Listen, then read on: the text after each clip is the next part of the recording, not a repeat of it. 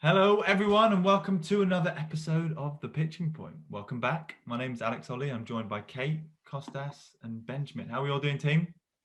All good. Great. Still light outside, which is great. Still light outside, bit of snow. Chief, what's going on here, mate? You got a new background, dollarize? Yeah, dollarize. So this is a fun project. It's swag for closers. So if you want to reward, recognize your sales team, your top performers, your bottom performers, if you want to say happy birthday to someone who works in sales, your mother, your father, your brother, your sister, staff salespeople say we're on Shopify, you can buy swag for closers. It's all there. Okay. And it's happening big time. Yeah, dude, I think we're going to have to get you on The Pitching Point sometime. You need a bit of help with your skills. Yeah. That's all right. We'll get you there, my friend. All good. All good. Well, look, glad you got that hustle off up and running, which is good stuff, man. All right. So, guys, this week we're joined by Ben Booth from Pareto. Ben, can you introduce yourself, please, mate? Yeah, nice to meet you guys. So I'm Ben Booth. I've been at Pareto for a while. I've been in the business development function for just over 6 weeks now. So we are a global sales development organization. Got a number of solutions, including sourcing graduate talent and executive talent, as well as a fully fledged sales training provider as well. Typically, the kind of businesses that we sell to are your fast-growing tech businesses, any kind of Series A, Series B funded, and we've got a office over in America as well. So getting global and doing really well at the moment. Cool, man. I think you could have shortened that just by saying recruitment. Yeah, that's are we objection handling now? Or no, good stuff. Thanks for joining us today, Ben. All right. No well, look, just before we go into it, for anyone watching, everyone who is watching, of course you are. Welcome to The Pitching Point. For those that you don't know, we're the world's first gamified sales coaching show. So each week, we're trying to do each week, we welcome sales reps to showcase their skills from all around the world. Doesn't have to be the UK. The goal is to help them improve their sales skills by being pushed to the point of melting whilst having fun. Ben, you're gonna have some fun today. Okay, let's go into round one. Kate, what we got up? Okay, so it's the coach's den first, and I've just received an email from our Ben, and I'm going to read it so that I can react. This is the first time I've read it, so I can react naturally to it and see whether or not it's going to get my vote. So I'm going to share my screen now. I'm also going to share the sound because I've just glanced to my left and realised that it's got a video. So checking everybody can see that email. Yep. Right. So hi, Kate. So a short video for you, Kate, is the subject line. In your one-to-one with Molly McManaman, Molly's famous, you discovered a 24% success rate booking a meeting when sending a video. With that in mind, I've put together this 47-second masterpiece. Oh, masterpiece. That's setting yourself up just for you. Looking forward to hearing your feedback as well as gauging your thoughts on the content. Okay, so let's have a go at that. Is that flipping? Let's hope he's wearing a t-shirt that says dollarize on it. Not yet. From next week. All right, so is everybody seeing the fact that that's just transitioned to... Yeah. Hi Kate, it's Ben Booth here from Pareto Law. I hope you don't mind me reaching out via Vidyard email. I know it's pretty new to everyone, but hopefully it's going to cut through some noise in your inbox. Kate, you may be aware of Pareto from your time at Avecto or NCC Group. We've actually adapted a lot here to help businesses just like E4 Enable tackle the difficult sales challenges associated with this new virtual world. With up to 4 times as many candidates per position and the whole host of challenges that virtual onboarding brings, I'd love to share some insight on how we can help benefit your business. It'd be great, first of all, to hear some feedback on this video, and second of all, get in a time in the diary to share with you some of that insight. Thanks, Kate. Okay. All right, so... Didn't finish it with anything on that, but my first reaction is I love the email part. Really short, 3 lines, personalized to me. The video, really confident, right, Ben? First of all, just love the fact that you put yourself out there and did that. For me, it was a bit long. a bit waffly. I didn't find it succinct. And I'm not a big fan of stats in emails and videos like that, because it just sounds a bit, I can't relate to it. You can use something more like, it's getting harder to get candidates, right? Because they're all being attacked from lots of different ways to try to attract them to other businesses. Something along those lines, rather than 1 in 4. So it causes me to tune out a little bit when it starts. Again, that might be just my my personal opinion. So I'd shorten it, short and snappy, relax a little bit into it. Don't take yourself too seriously when you're using video. So yeah, shorten it. Don't rely on the stats. And for me, because of that, I don't think that I would have responded and you'd have got the meeting. Fair. Okay. Yeah, that's fair feedback. Yeah. Over to Costas. Yeah, Ben, I agree with Kate. The email was really good. I would definitely have clicked on the video messaging. Again, I agree with Kate. It was too long, too much fluff for my liking. That especially in the beginning, it wasn't related to anything you do. I just wonder, and it's a thought. I know that people use video as part of their cadence, like, you know, maybe first, second approach to reach that individual. Did you really have to say something about Pareto or whatever? Could you just play around with the fact that you've done a video? What do you think, Kate? Just to build a relationship. So, for example, if that was your first interaction with Kate, would it be better if it was nothing sales, nothing about Pareto, just you and how she felt about the video, to create a relationship when you can go back a couple of days afterwards? Great, can we talk? Just to warm up, just a thought. But I do feel that the email was good, highly personalized. And in the video, you mentioned a couple of things about where Kate has worked previously, which I thought was very good. But too much fluff. And as an idea, maybe you just want a bit of a feedback on the video and take it from there. Next time you're going to reach out to Kate. Yeah, I agree. I think being on the video, on the email, not on the video. So I don't know how we scored this, Kate, but do you get the meeting or not, Costas? I would definitely open the email. So I'd say no, Costas, crikey. Yeah, I'd say yes. Right. I'd say yes. You'd say yes. Is it a yes or a yes? No, I'd say yes. Right, good. All right. On the email. Okay. All right, Benjamin, how about you, mate? Yeah, so I'm not I suppose, again, this could be a personal thing. Depending on who it depends on your audience. If you were sending this to someone at senior director level, I don't think it would work at all. Personally, I also, again, this could be a personal thing. I won't click on anything in an email that's unsolicited that sends me any. I'm not going to ever, for security. You don't. God knows what's on it. So there'd be that reticence in me. I wouldn't click on it. Same thing with video. Video, it's one of those things. If you're going to do it, it's got to be done well. And just standing there in a shirt and talking about Pareto would not be enough to inspire me to want to go any further. I wouldn't have clicked through. The email itself, the actual shortness of I like brevity and I like being to the point. But again, with all these emails, I have no problem with personalization. It's just very hard to do that on bulk. So if you can find some way of replicating that, but it's very hard to do it. So how do you create a message that you can send out, lots of it without having to overly personalize? So for me, I wouldn't have met personally because, again, I'm not a fan of video. And the other thing is there are 3 types of way people take in information, and not everybody is a visual person. So visually, if it's done wrong, it'll turn them off. But some people do like it. It is a hit and miss. But from my perspective, the email itself, the brevity, good, but the actual video, I wouldn't personally have gone for it. Yeah, that's fair. I actually expected that from you as well, Benjamin. I knew that the video might be not something that you'd watch. School. I think, Old school. Yeah. It's completely right. A dialogue, whatever, the old form. Now let the guy talk. It's something that doesn't work for every prospect I've sent it to, certainly. But yeah. It's like any channel. It's hit and miss. Yeah. Someone say it's hit and miss. It's never put your eggs all in one basket. There seems to be a theory out there that you stick everything in one. No, a bit of everything. So it'll work on some people, won't work on others. The question is, what is the most replicable and best? And that's the one you ultimately want to run with. Yeah. Yeah. Cool. Yeah, Ben, I think you have sent me emails and videos in real life. Yeah.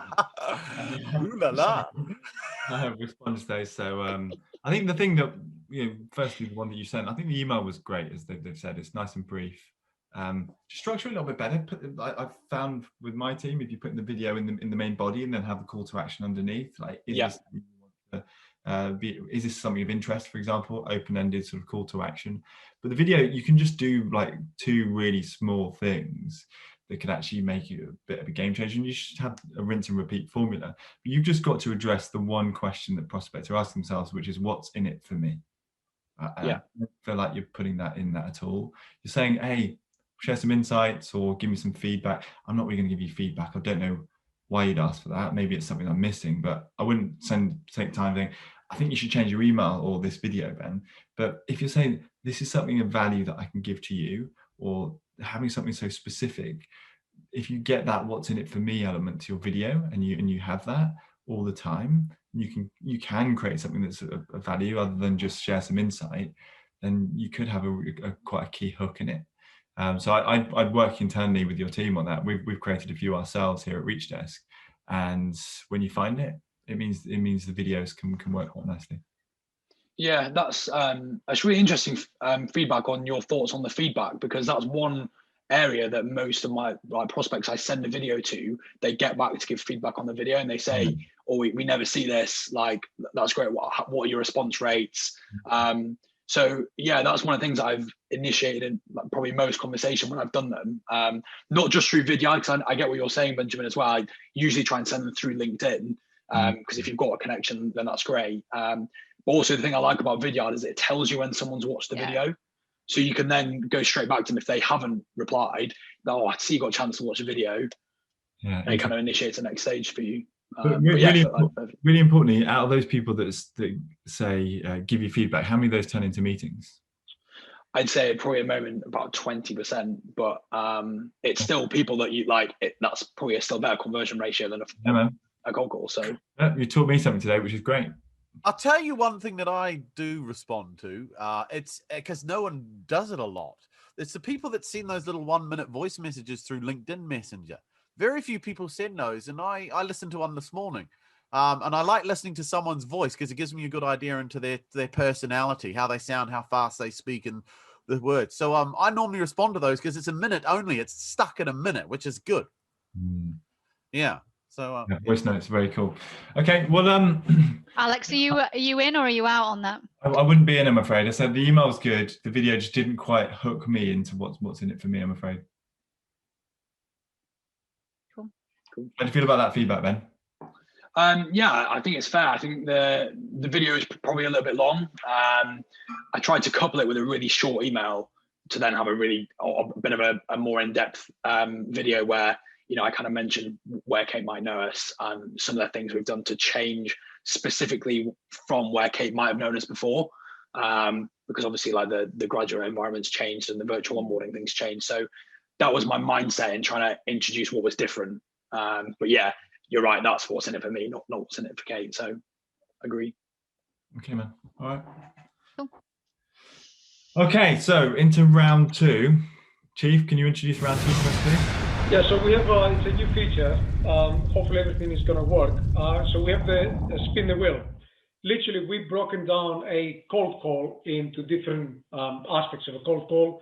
So there's a bit of objection handling, there's a bit of intro, and may luck be with you because you will just you will click, spin the wheel 3 times, and see what challenge you will be facing. So Alex or Kate, yep.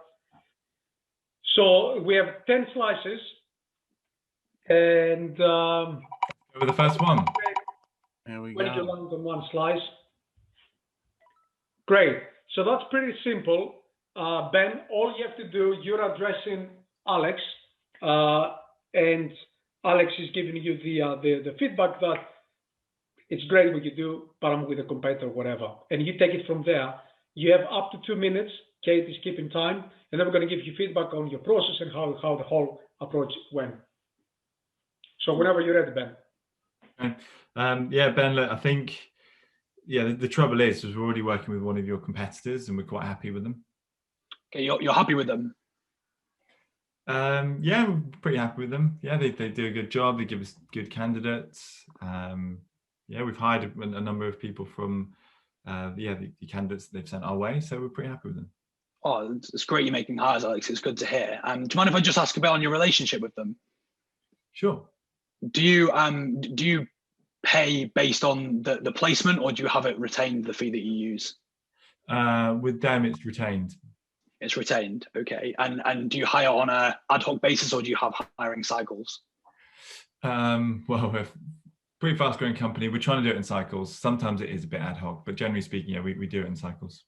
Okay, brilliant. And have they've retained this cycle, but not the next? Is that correct?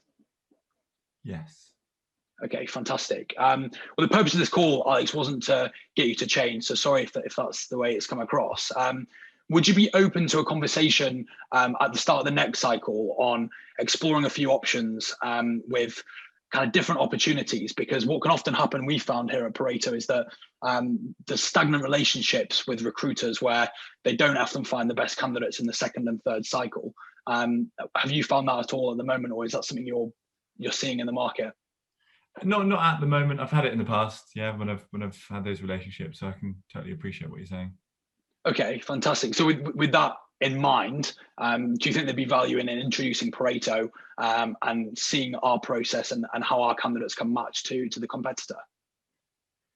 Yeah, it's worth looking at how your processes work, just in case. Yeah, fine to take. Okay, fantastic. With that in mind, looking at Friday, 10 a.m. or 11 a.m. work for you?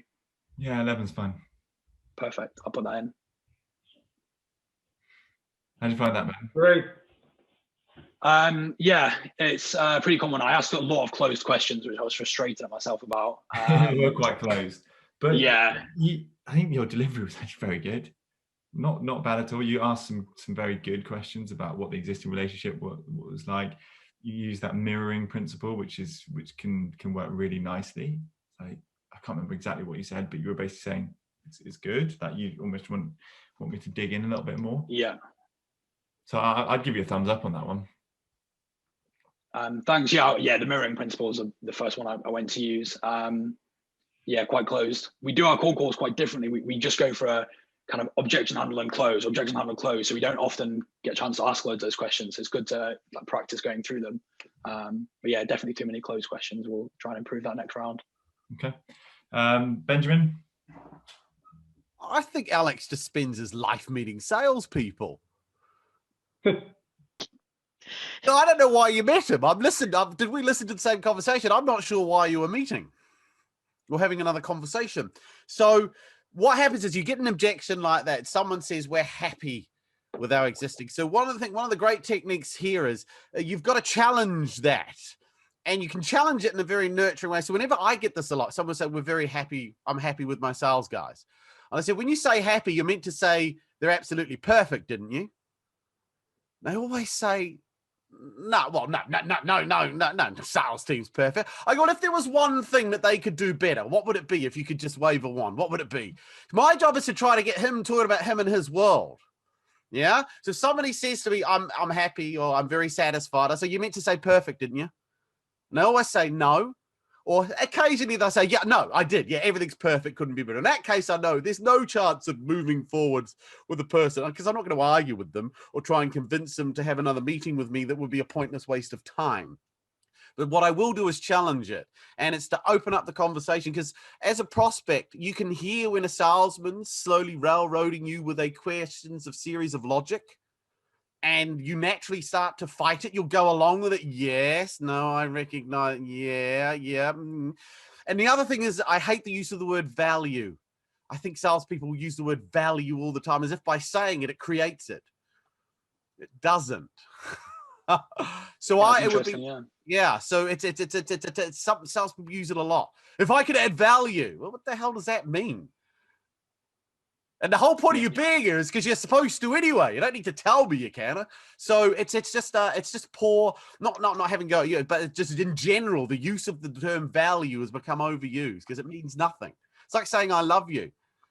What does that mean? Anyway, so challenge it. If someone says everything's fine or everything's great or everything's good, you say you meant to say perfect, didn't you? Oh no. Nice line. Yeah, definitely use it. Yeah, it's good. Yeah. Cool. Costas. Yeah, I like your delivery. I have to say that so far, your delivery it's been really good, very confident. Similar to what Benjamin is saying, I go back to when I was doing sales.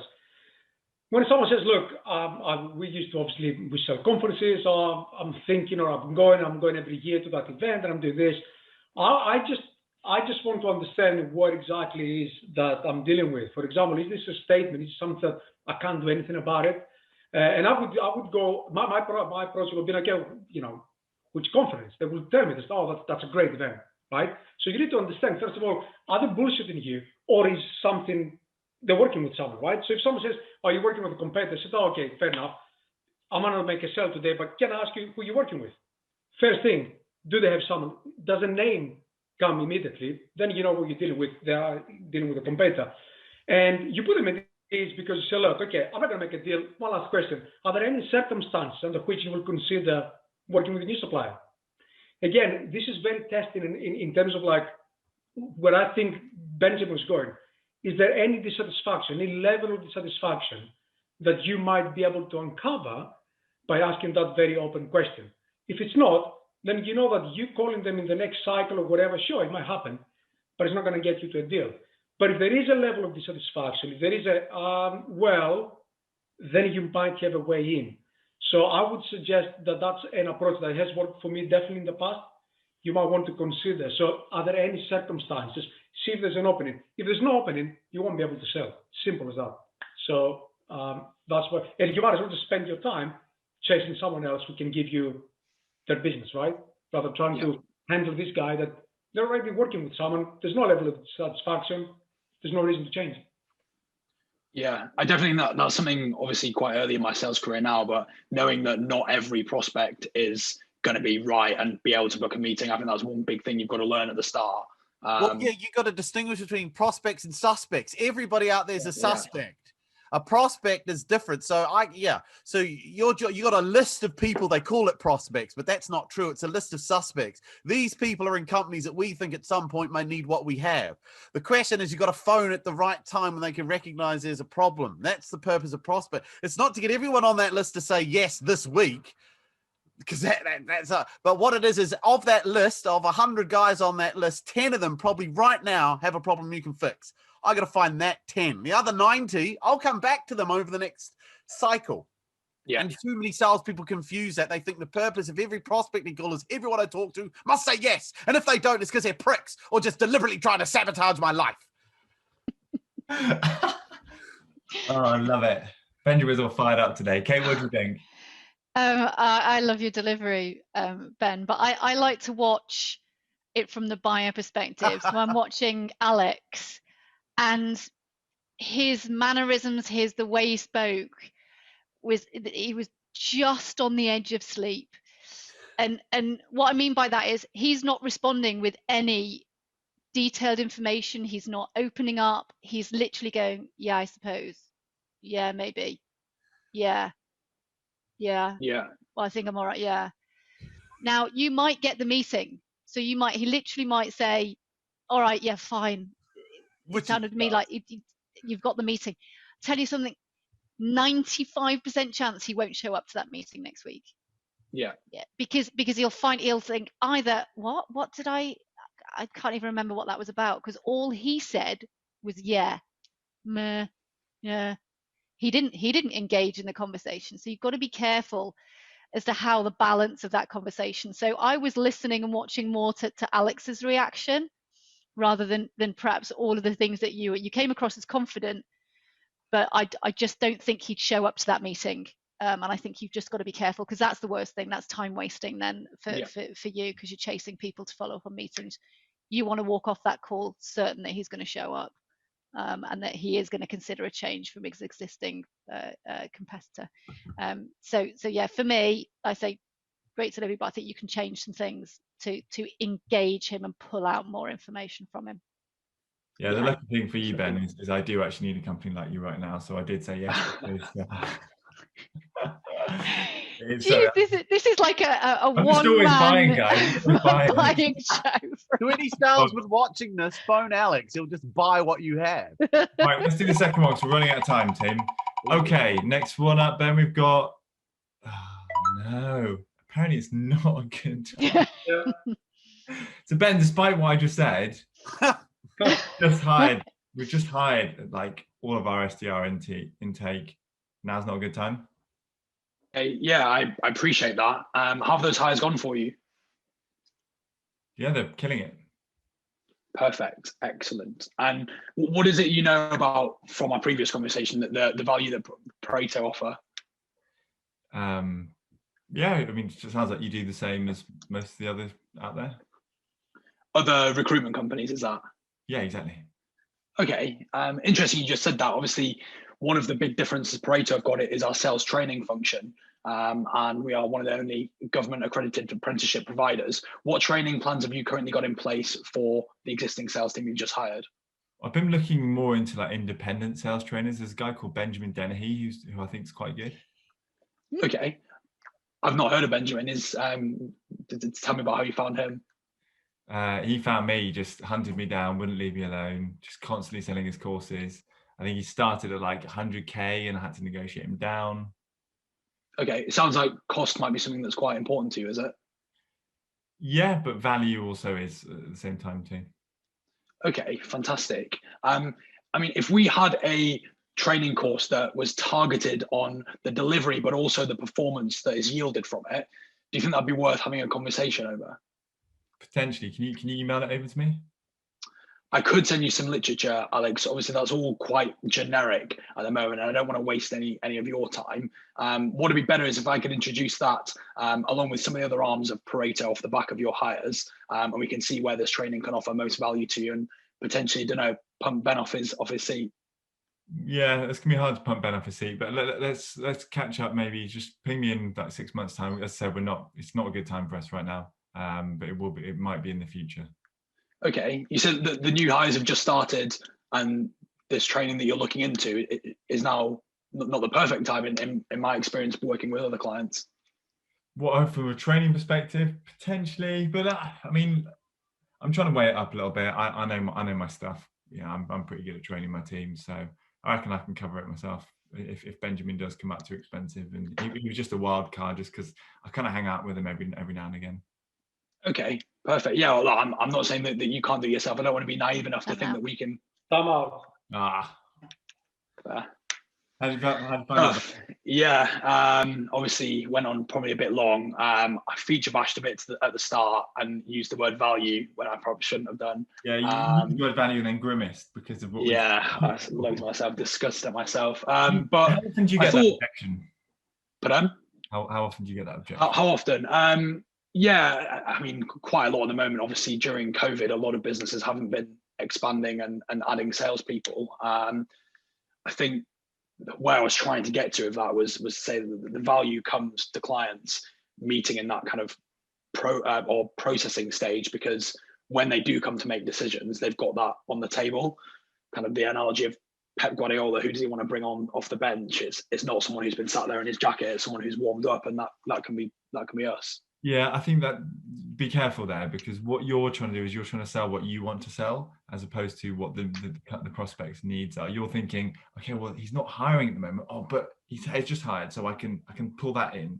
And actually, immediately what I felt was you're trying to sell me what you want to sell me. Okay, yeah, fair. You want to dig into how's that actually going to benefit Alex's business or where he's at as a company. So you're thinking too much in terms of the bench, which I don't think is a very good analogy. I think it's quite dangerous, to be honest with you, because you're going to be like, oh, I can pull this one in, hopefully that's going to work. You need to focus on your prospect more and then pull out that a bit later on. That makes complete sense. Yeah. Benjamin? In or out? Alex, in or out? I'd be out for that one, I'm afraid. Yeah, so this was a tough one. So what it is that the key objections are either real or smoke screens. And all your job is to do is distinguish between a real one and a fake one. And a real one is real. It's a red light. Probably can't be changed. Yeah, so we've literally just appointed a new sales trainer. That's a red light. The odds of you're not going to have them blue in your face. The guy ain't going to say, you're right. The 3 months we went through trying to find this guy, let's just scrap that and start again. That's never going to happen. So you've got to distinguish between what's real and what's fake. That's how we deal with it. So the key phrase was, the question was, I don't have the time right. What was it? It's not a good time now. Not a good time, yeah. So you've got to go back with a question in the form of, I use what you call a Chinese manual or multiple choice, whatever you want to call it. And when you say now's not a good time, do you mean it's because you've already got someone in place and they're doing a good job? Do you mean it's, you need to look at it, but you just don't have the time, or something else? Qualify. If he says, and you see how you give him options to pick? Yeah, that makes sense. We didn't deal with the objection. All you did was kind of, okay, and then you fired into a question, well, how's it going? In the real world, the conversation wouldn't have gone that long. It would have been over. Look, like I said, I don't need any help right now. So the job of an objection is it real or is it a smokescreen? Just test it. Yeah. Now's not a good time. When you say it's not a good time, do you mean, is it just because I've called you at the wrong time of the day? That's what he could have meant.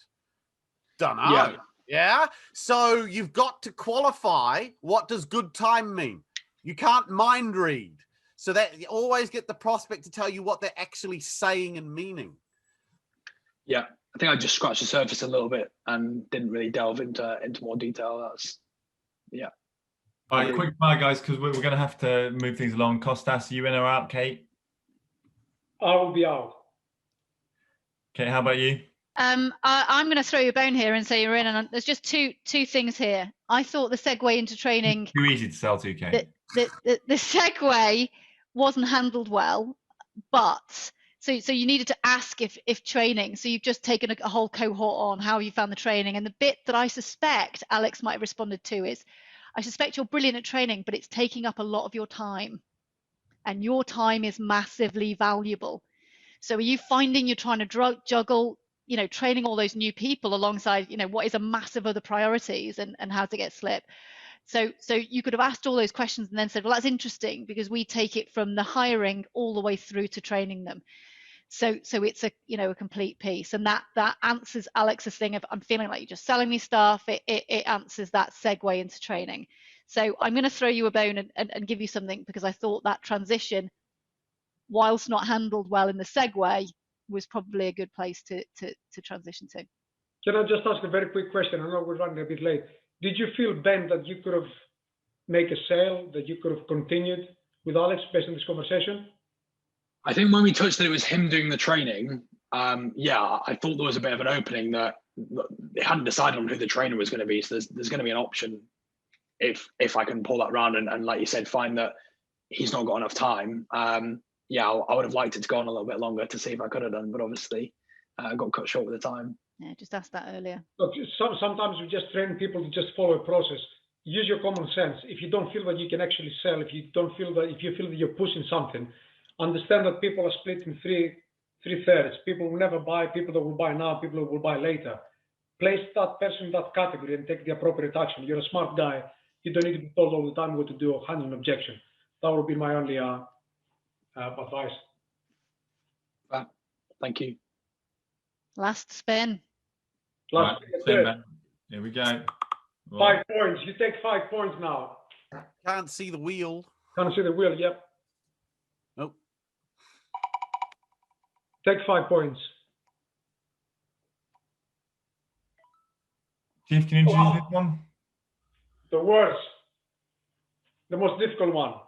Go on, Chief, introduce this one, mate. Well, this is Ben's brainchild. So, Ben, do you want to give us the spiel? Yeah, so basically I'm going to say something and I want to see how well you've listened, and I've got a particular line here that I'm going to use. I know what's in it that I think that if I heard this, that I would challenge and question. So the key is, do you hear these things? So this is it. So we're assuming let's say we're on a Zoom meeting. You're you, I'm an MD of a company, and I say this to you. I think I have an underperforming sales team, and I am considering getting some form of training. Is that the sort of thing you could help with? Okay. I'd love to find out a little bit more before I can say whether I can help you or not, Ben. Why do you think that you've got an underperforming sales team? Because we're not hitting figures. Okay, and what are those figures based on? What do you mean? What are they based on? So is that KPIs or is that revenue targets? Oh, sorry, it's a revenue target. They've got a target which we're falling short behind. Okay, and how long have they been falling short? 3 months. 3 months. Okay, and what effects that having on you, Ben? On me? Yeah, you specifically. Well, it's my job to make sure they get it up. So I'm just looking at whether or not there is some form of training that could be done. I mean, you offer sales training, I guess. Yeah, we are a fully fledged training organization. What training have you considered at the moment? Well, I don't know yet. What would you suggest? I mean, you work with salespeople all the time, right? Absolutely, yeah. I'm not naive enough at this stage, Ben, to suggest something not knowing enough about your business and how you operate. Every business is different. How many people have you got in your sales team? 13. 13. Okay, fantastic. And is it all 13 that are struggling? Have you got a superstar or? It fluctuates, as you know, various different types of guys. I mean, you must see this all the time, though, in sales teams. I mean, what have you found is often the underlying cause of underperformance, do you reckon? From your experience, obviously. Yeah, definitely. I think if you put a blanket over our clients, there's probably several different ones. I think what is usually one thing that people do find difficult that Pareto can bring in is a targeted training program with a dual objective at the end. So we're paid on delivering those objectives on the back of the training.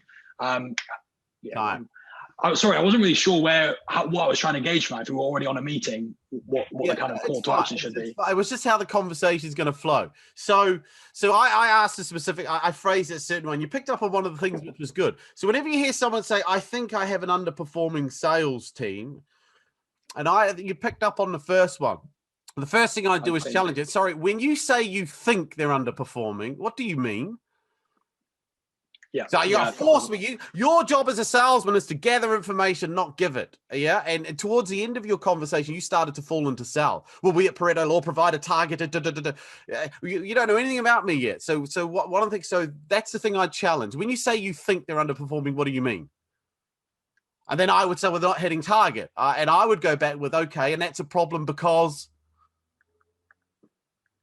well, we got to hit target. Can I ask a question? Why do you have to hit that target? What happens if you don't hit it?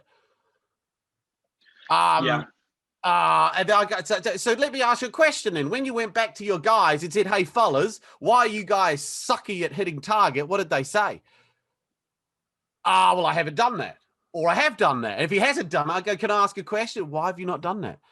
Well, that's a good question. So my job is to get them to realize the problem's bigger than what it is, and they don't know what they're doing to fix it.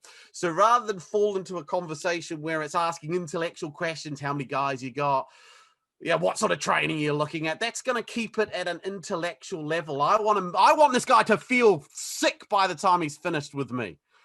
Yeah.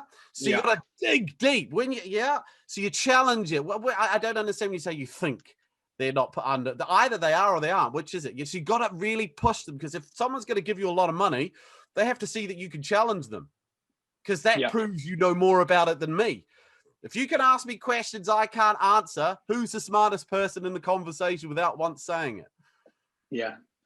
I think that I started to try and do that, and then we just got a bit lost halfway through. Yes. And this is where most salesmen fail. They're able to get the first two out, but then they lose courage to keep questioning and pushing. Your job is to make me feel the pain. You got to push. I don't understand. Why do you have to hit target? Well, because I got to. No, you don't have to. What happens if you don't? Well, I could get, and then he starts to open up. So when you asked your guys and then you keep digging and why haven't you fixed it now? Why are you talking to us? Why can't you? You're the fucking sales director. How come you can't fix this problem? I mean, what are they paying you for? So you slowly tease all of this out. Well, I don't have the time. I don't have the skills. I'm not a natural trainer. So that's where I push it. But you did pick up on the think bit, which is good. But you cut short. Thumbs down. Thumbs down from me. But you get to, I don't know how the pointing works here. So you picked up, no, I'm going to give you, because you picked up on the I think. So I've got to give you that. Yeah, I don't know how the scoring works. Yeah, that's fine. I'll sort it all out. We'll sort it all out. Can I just make one point, Ben? I think your question was reasonable. I think was good. The one thing that I think you let yourself down is that Pareto. Well, there's a reason why departments underperform. It's either a leadership issue, a recruitment issue, or a sales process or training issue, right? Pareto Law offers a solution for all three problems. Yeah, narrowed myself down to training. What Benjamin said, what do you think they're underperforming? See what that person thinks, because you offer a solution across the three problems that organizations face. That, I think, is the missed opportunity, because you offer the solutions. But I do feel that it was really good question. I think that was your best round, personally. So I would be thumbs up, because you did perform very well. Yeah, likewise, I'd be thumbs up too. Kate, how about you? Yeah, I'm going to be thumbs up. I thought you asked, I love the fact that you digged into the performance, the impact on the personal, like what does that mean to you? Like that so what question, all of that, asking about into. So I thought it was good. Thanks. Nice, man. Good job, man. All right, that's the end of that round. Now we've literally got 5 minutes left, so we might have to scrap Beat the Chief this week. No, serious. That's the best bit of the whole show. I mean, we've literally got 4 minutes left. So are you ready? Should we do Beat the Chief? Beat the Chief, yeah. We got to end on Beat the Chief. Right, okay. Because I've got to maintain my positioning number one. Ben B's in. Cat's in. The Chief's in. He might be really good at cold calling, Ben Booth, but Benjamin can't. Man. All right, let's see if Ben he can be dethroned. Beat the Chief. Discovery and calls. As long as the technology is working. Or whatever. I do whatever, mate. Yeah. True or false? Did I catch you at a bad time? Makes you 40% less likely to book a meeting compared to how are you?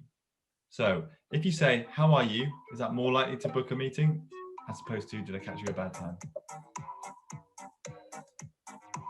I'm confused. Are we dollarizing, Chief? Although it's still thinking. I'm struggling with the double negative on this one. So was I. I was trying to catch you out. Most of you got it right. Let's see. Yay. Oh, Ben Booths. Oh, there we go. Nice. Thought it might be a trick. So what is the number of key problems top performers uncover on a discovery call according to SalesLoft? What's the average number that top performers have? Is it that they uncover on a discovery call? Is it 6? Is it 8? Is it 2? Is it 4? Oh, I've just revealed it. Oh, it's on there. yeah. Should have been pixelated, so. Okay, so it's 4. Rough. Even though it was on the screen. You got it wrong. Yeah, I voted before I looked on the screen. Oh, no. I didn't read the screen. I didn't read the screen. What's the optimum time reps spend listening versus talking on discovery call according to Salesforce.com? Should spend Okay, listening versus I think talking. that. What is the optimum time reps spend listening versus talking on the discovery call? Is it should or what they actually do? I did, What they actually do. Ah, oh, No, it's what they should do. that's what they should do. I would. Oh, Oh, you're joking. Yeah. Ah, it's 4%. 62. That's wrong. 54%. We can discuss that Damn another the time. Chief. What is the optimum time to cold call? When is the optimum time? Now you can see a graph in front of you. What is the optimum? Is it 4 p.m., 6 p.m., 2 p.m. to 4 p.m., 8? There we go. Yeah, you're now. yes. There we go. Good. I'm glad you all got that one. Okay, final one. Final Chief one. Yeah, we're going to do Can't 5 beat the now. Chief. Go on, Ben. Beat the Chief. According to Gong, what is the optimum number of questions to ask on a discovery call? Spoiler alert, it's in front of you. oh, is it there? It is there. Oh, that's bad. The settings this week, they haven't pixelated. Someone beat into me then. Go away. Ben Booth. Oh, Ben. Yes, Ben. Ben. Place. Oh, no. Cat's in second place. Oh, Final, even though I gave him two of the 4, but it's okay. The Chief. Polarize it, baby. we could blame the technology. You gave him the answers. I did. I don't know what happened there. Pixelation didn't happen. Anyway, Ben Booth, nice to see you again, mate. I'll be looking out for you out there in the industry. Keep prospecting. Thanks a lot for joining us this week, mate. Good job. We'll be revealing the points afterwards because we've all got to run. But up for the leaderboard. Hope you got what you wanted from today, mate. Yeah, thank you very much. Really useful. Obviously, start my career still, so it's good to take these back. And I'll definitely take some stuff to the team. Well done, mate. Well Thanks, done, Ben. guys, for coming on the pitching point. Coming There on. you go. Benjamin, Costas, Kate, it's always a pleasure. See you soon, team. Never a chore. Never. All right, guys. Bye, guys. Cheers, Ben.